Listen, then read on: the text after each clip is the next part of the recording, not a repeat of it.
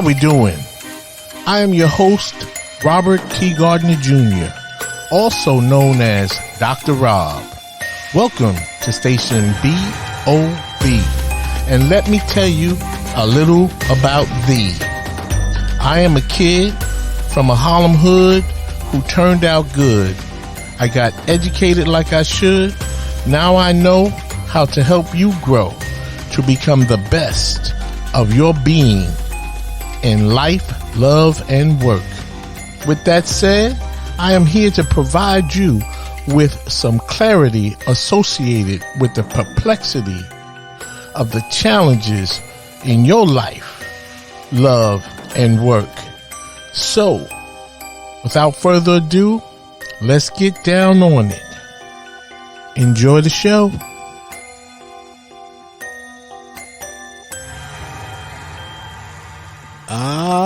Yes, how we doing? Welcome once again, my friend, to Station B-O-B, where you listen to learn how to become the best of your being in life, love, and work. And of course, I am your host, Dr. Rob. And as always, I'm feeling good, looking good, doing good. And it is a bright and sunny day on my side of town. How is the weather on your side of town? Well, if the sun is not shining on the outside, I certainly hope it's shining on your inside. Okay, the sun is always shining, even when it's raining. That's what I'm talking about. That's how I see things. And so, got another hot topic for you today. Yes, indeed. Not hot. Check that. It's not a hot topic. It's a top topic. Okay. And so, with that said, today, before I get started, I just want to point out that this is podcast number 60. I cannot believe I have done this 60 times. And the reason why I am at podcast number 60 is because of you. I want to thank you for your support. You inspire me to keep going. I'm inspired anyway, but it's even more inspiring that you want to listen to me, and I'm glad I can say something that you might want to tune into, listen to. And thank you so much. Thank you. And as I always used to say, tell a friend, tell a foe, tell everybody you know to download Station BOB, where you listen to learn how to become the best of your being.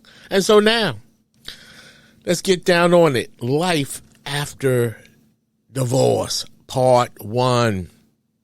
Yes, I said part 1. This is going to be a 2-part podcast. Okay. See, life after divorce. And let me just say for the record, there is life after divorce. And I just want to say that to the men and women who might think, hey, I'm 40, I'm 42, I'm 39, I have 2 kids, I have 3 kids. What am I going to do if I get divorced? You're going to start living the life you wasn't living when you were married. That's what you're going to do, okay? So there is life after divorce, okay? And today I'm just going to discuss the experience, that you could. This is really, this is about divorce, but it's really about the experience, the emotions, the thoughts, the feelings. What happens, what could happen to a person when they are considering, experiencing, and going through a divorce. And so this is part 1, what could happen up to either while you're still in the house or after you are out of the house, but the papers have not yet been signed. You're just going through that experience because now the divorce, the word is out, the cat is out the bag. Yes, we are getting a divorce. It is out there. And so now what? So like I said, I'm just going to discuss the experience as to what goes on, what could be happening up to the divorce. And then in part 2, I will discuss what it could be like after the ink has dried on your divorce settlement papers. So you see, the thing about divorce is it usually seems to rear its ugly head when our marriages appear, at least in our minds and hearts, to be what we might consider to be bad marriages, terrible, horrible marriages, or perhaps you and your spouse may have just simply grown apart. Or for some people, they might wake up and just realize that they do not want to be married anymore. I know I sound excited when I say that, but I don't necessarily agree with that, but there's nothing I can do about it. I'm just stating the fact that it happens. And it happens more than you know. And nevertheless, whatever the reason for divorce in your scenario, on the surface, because see, we're talking about the feelings, the thoughts, oh my God, the stuff that you go through prior, just emotionally. Divorce may seem to be what you want and the way, to go in order to find a better life for yourself or with someone else. At least that is what I thought when I was in a bad marriage for the first time around, in pursuit of what I thought would be an instant divorce from a woman that not only I did not love, but also she was on the evil side. Oh my God. And that's what led, to my divorce. And so I found that the divorce experience was nothing, and I repeat, nothing like I thought it would be.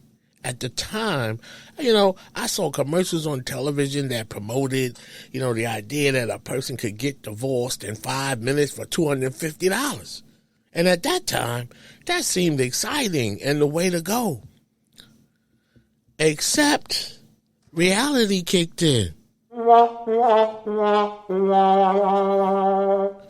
Yeah, that's right. Reality kicked in for sure. Okay, so I didn't pay $250 for my divorce. It was more like several $1,000s.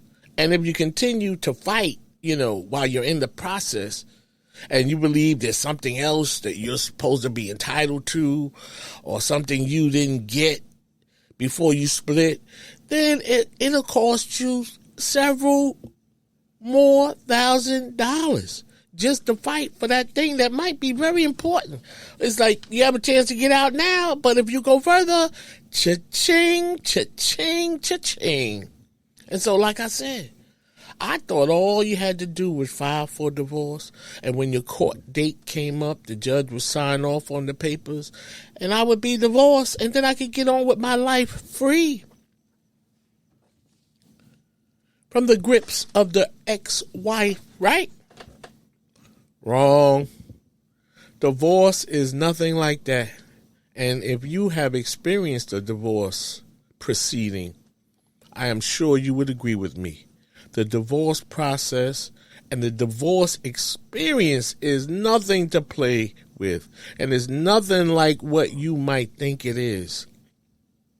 First of all, when you even think about a divorce, you may be totally focused on yourself, your happiness, and all the things that go into, thinking about how awful, how bad things are in this marriage. But what about the kids? What about that child or children that you love and they love you too?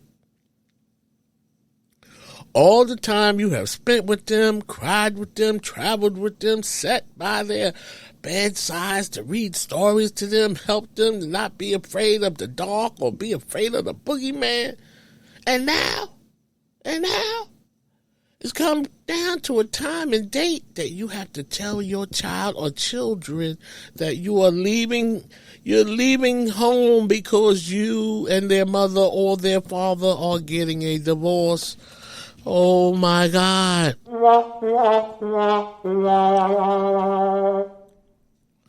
Yeah. that is not good. Okay? That is not good. You see, perhaps you didn't think about that. And at first, when you were getting inspired about divorcing, this person, your wife or your husband, that you didn't want to be with anymore, then, and some people think about the kids right up front, but I'm just saying that the children become more and more of a fixture in your mind, if you will, for lack of a better word. And I dealt with that issue real hard when it came to leaving my daughter, the only child from that marriage. And what did I do? Well, I did not tell my daughter I was leaving because she would not have been able to handle that, as she was only 3 years old at the time. And we had an unbreakable bond, a father and daughter's bond. See, I always wanted a daughter as my firstborn, because when I used to date in my early adult life, I used to get dumped a lot. I tell this story all the time. And so, for me having a daughter as my first child, I just felt like I could love her unconditionally and not have to be dumped. Then, of course, that was wonderful. And then she became a teenager. And oh my God, did I get dumped. But she's in college now. And she's getting back on track. And we're getting back we're still bonding now. As a matter of fact, I have to tell you that I would not have been able to handle my daughter's response to the news, that I told her, that I was splitting up with her mother. That would have affected my willingness to leave as well, knowing how much my daughter would be devastated had she known in advance that I was leaving. But, B-U-T, it gets worse than that. Because, you see, I did tell the soon-to-be ex-wife that I was leaving. And she did not want me to leave, of course. But she also pressed me very hard to give her a date as to when I would be moving out of the house. And I knew I couldn't do that. And I'll tell you in a minute why I couldn't do that. Because, you see, she was adding an extra layer, if you will, that she was trying to create regarding my departure. So, because I know her moves, okay? And this is what she would have done had she known the day and date that I was actually going to move out. Because, I couldn't tell her, and she was pressing me, and I'd say, I don't know. I'll let you know when I do know. You'll be the second person to know. But I knew that I really could not tell her. But I had to say something. And because she would have taken a day off from work. Yes, she would have. But not only that, she would have not sent my daughter to school or taken her to school. And then I would have had to leave, walk out of that house with my daughter there watching me. And she would be crying, oh my God, as she saw her father walk out the door. And you know what? I would be crying too.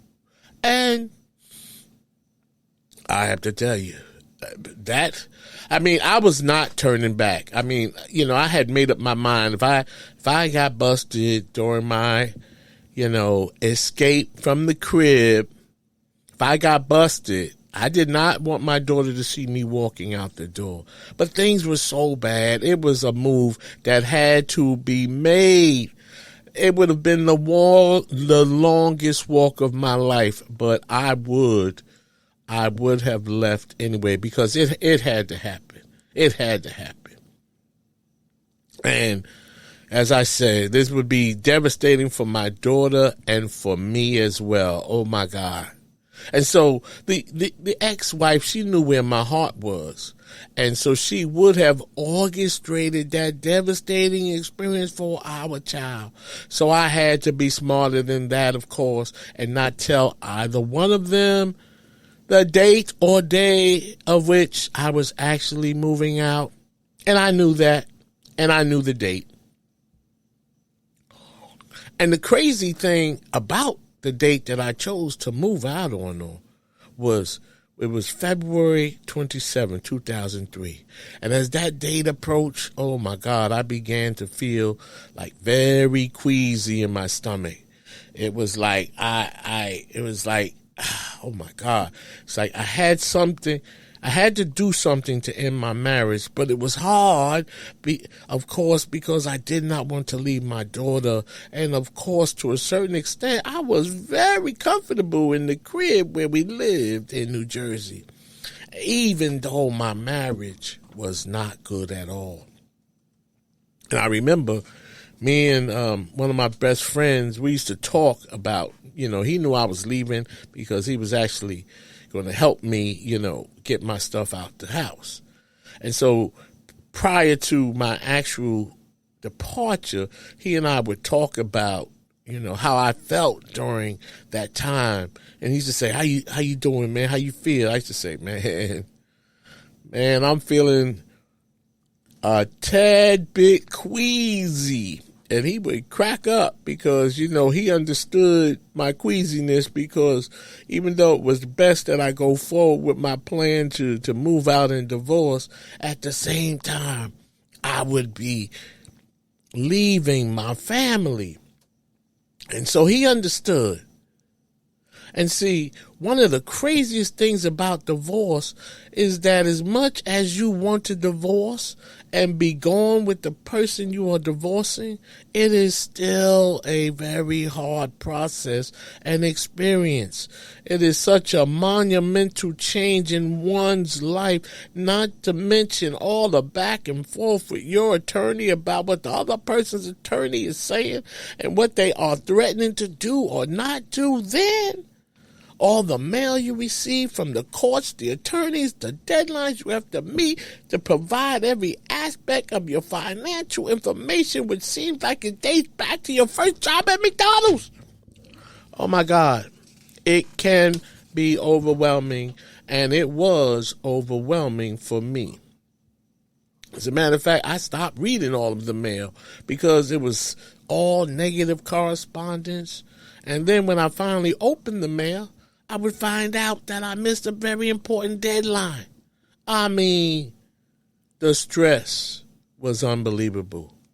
And I really wanted a divorce, but I had no idea how difficult it is to get divorced. And I'm not even talking about the other person fighting and to stay together, to keep things together, because that's not an issue.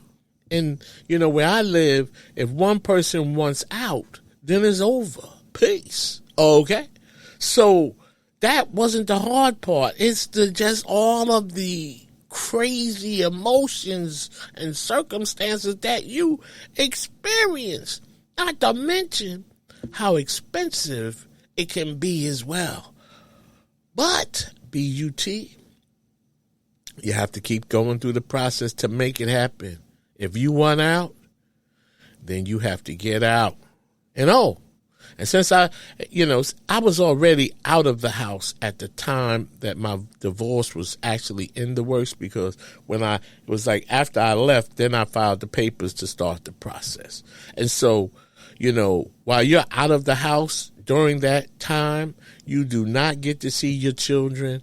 And like I said, I left without telling my daughter and the ex-wife. She knew I was leaving, but she did not know when it would be.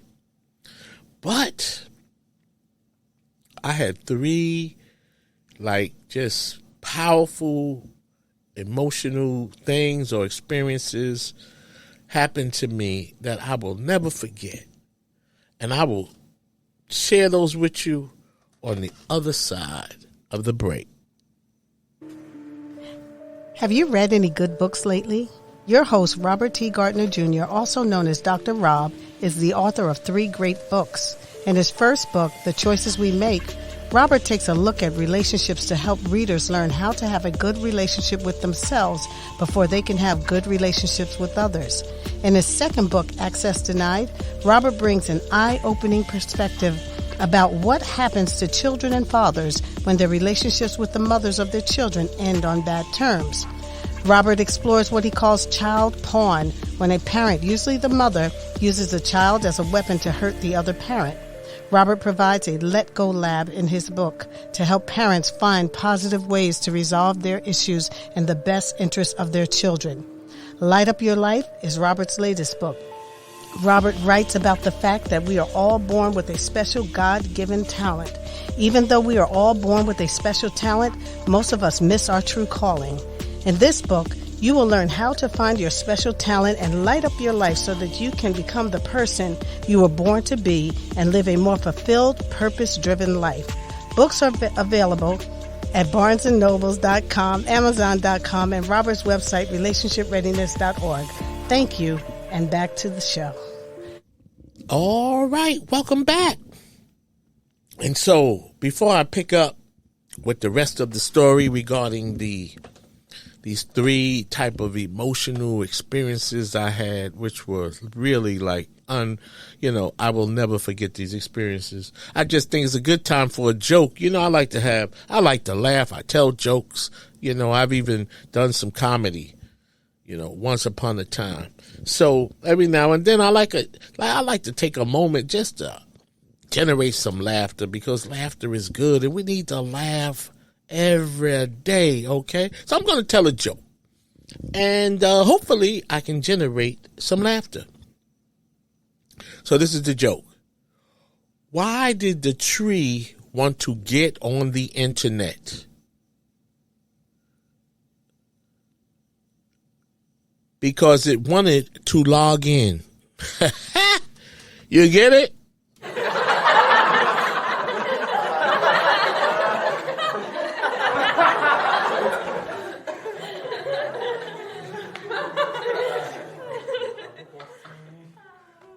You get it? I know that was a good one. And so I'm going to keep you posted, and I'm going to keep the jokes coming, because life is too serious. It's too stressful. It's too much of this, too much of that, not enough of this and not enough of that. So we have to laugh. We have to breathe. Yes, breathe. And then we have to laugh.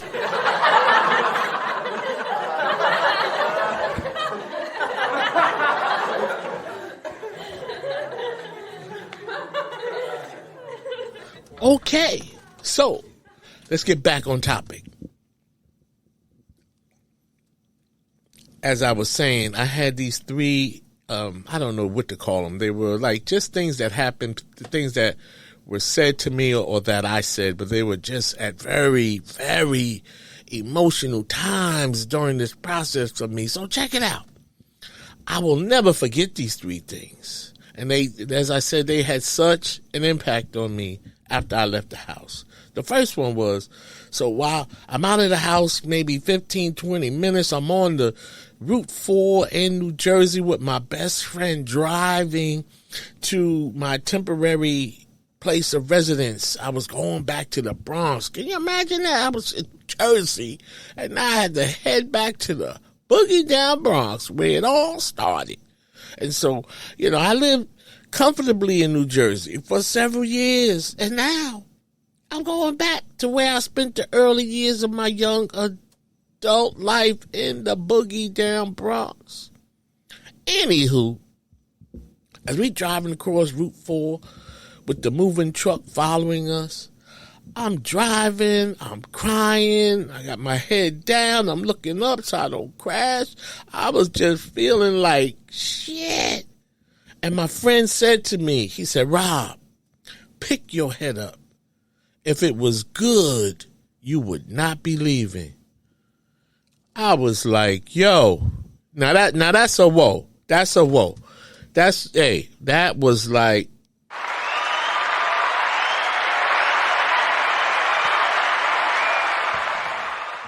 I mean, I didn't know what I needed, but I needed that, and he delivered. Like I said, I was like, whoa, that changed my whole energy on my leaving the way I did. You see, part of me felt like I did something wrong, even though I know it was totally right. But to leave my daughter and not be able to leave on good terms made me feel a lot queasy. You see, my ex-wife, she was not about being on good terms. And so I had to bounce the way I did. But when my boy told me to pick my head up because I would not be leaving if it was good, that helped me immensely to further understand that although it is a very hard thing to do, it's hard to leave your family, even when things are not good. At least that's how I see it. You know, it is still a very hard thing to do. And that got me over the hump until 3 days later, I'm out of there and I'm in the new, I'm in my temporary place of residence in the Bronx. I'm settling in, but I'm missing my daughter. Oh my God, I'm missing my daughter. And I still felt like a certain kind of way, but I was good. Then that Saturday night, my phone rings, and it is my 3-year-old daughter. She calling me, crying and saying, "Daddy, when are you coming home?" She said, "I want to go downstairs and watch a movie." I was like, whoa, damn. You see, when I was in the house, I had a family room for me and her. We watched movies in there. Sometimes, I watched the football games while she watched her movies. It was a space that, put us in the same room and we could both do what we wanted to do separately or together. Because when I was growing up with a man in the house, there was one television. And the household watched what the man wanted to watch. So I didn't want to be that kind of dude. I didn't want to be that kind of man. I wanted to have my private space, but I wanted my daughter to be in on it, to be in the same space where she can do what she wanted to do and I can do what I wanted to do, and then we could be happy together. Okay, so there were 2 televisions in this room. And like I said, I could watch my movies, I watch my football games, and she can watch and do whatever she wanted to do. And so now my daughter calls me after I move out, unbeknownst to her. And 3 days later, she's crying and she asked me, "Daddy," oh my God, she said, "Daddy, when are you coming home?" I cried like a baby. Oh my God. I was like funeral crying. And then I told her, I said, "Taylor, Daddy is not coming home." Man, that was, oh my God, that was a tough time. That was one of the toughest moments in my life. And then the next day, okay, now we're going to fast forward to the next day. I was on my way to a restaurant just to get some breakfast and get into my day. But I was able to find another way to recover once again, because as I was getting myself together to leave, but then my boss called me, and he called me from the airport as he was on his way to China. And I was shocked and honored that my boss would call me on a Saturday from the airport as he was on his way to China. And so our discussion went something like this. I said, "Bill, you called me while you're on your way to China? Like, wow." He said, "Robert, I wanted to see how you were doing after you moved out of the house."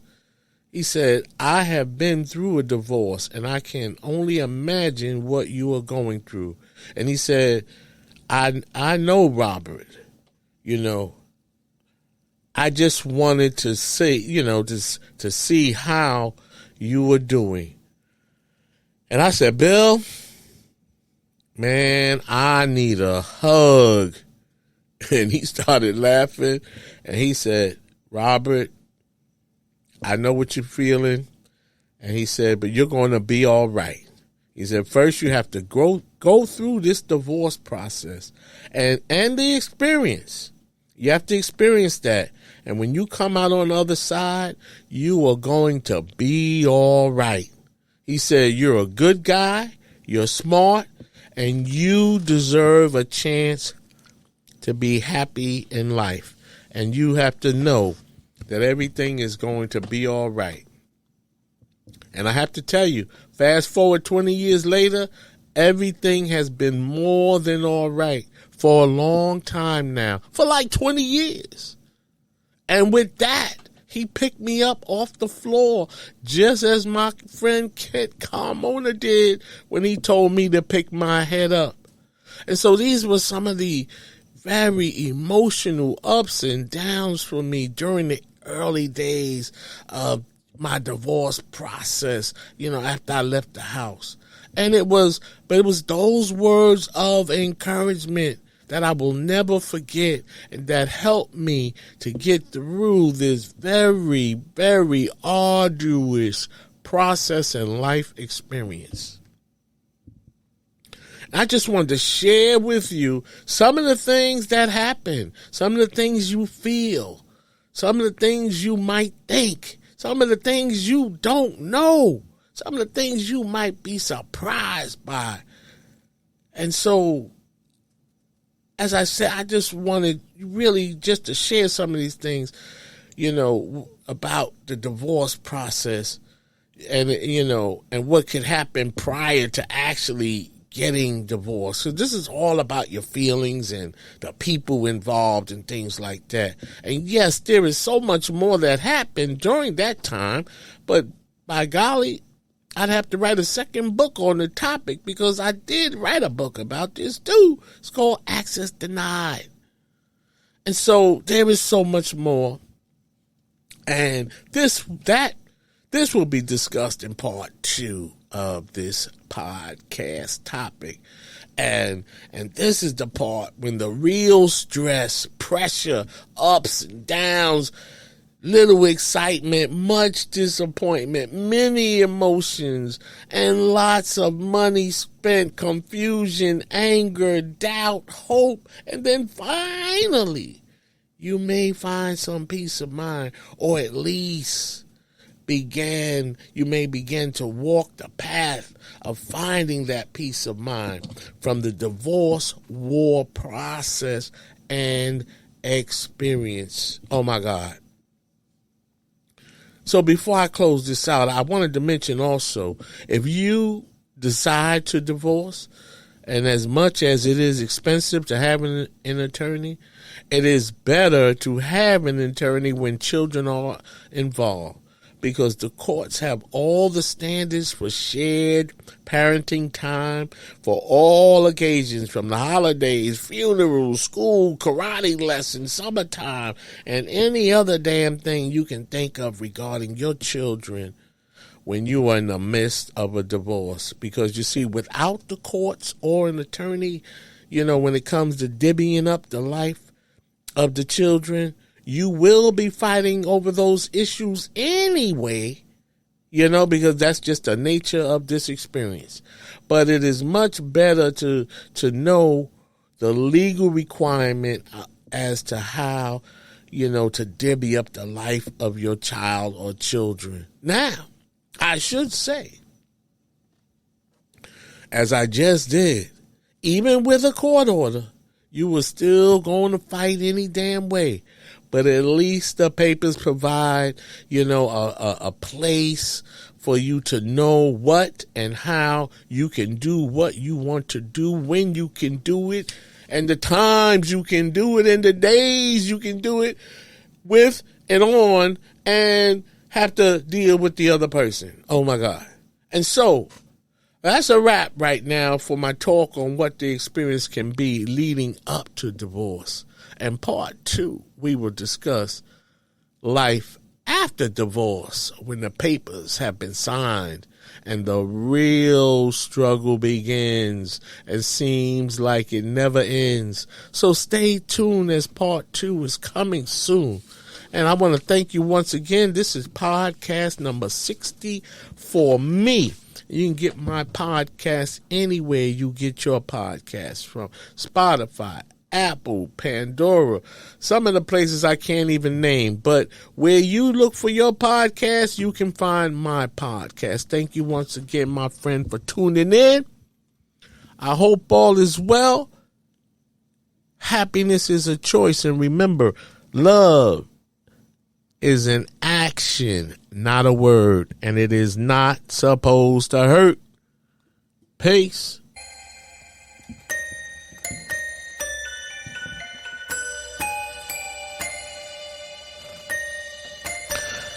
As we wrap up this show, I hope this topic helped you to grow.